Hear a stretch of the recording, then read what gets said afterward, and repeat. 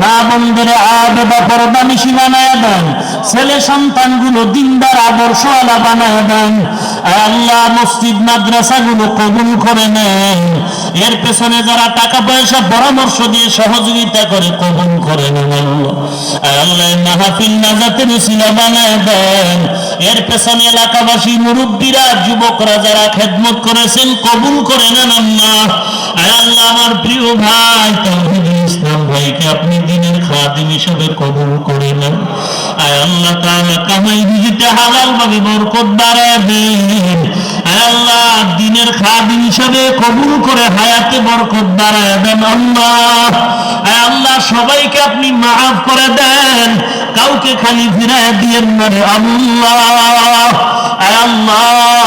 সারা দুনিয়ার মুসলমানের আমার হেফাজত করে। আল্লাহ মুসলমানের আপনি ছাড়া কেউ নয়। বার্মার ভিতরে মুসলমান বিপদগামী, সিরিয়ার ভিতরে মুসলমানেরা বিপদগামী। মায়ের সামনে সন্তানের জবাই করা, সন্তানের সামনে মাকে জবাই করা, আল্লাহ সহ্য করতে পারি না রে মালিক। আমাদের গুনার কারণে আমরা শাস্তি ভোগ করতেছি। আপনি গুনার কারণে আমাদের উপরে শাস্তি না দিয়ে মাফ করে দেন। সারা দুনিয়ার মুসলমানের উপরে রহমত নাযিল করেন আল্লাহ। আল্লাহ প্রবাসে যারা ব্যবসা করে চাকরি করে হেফাজত করেন আল্লাহ।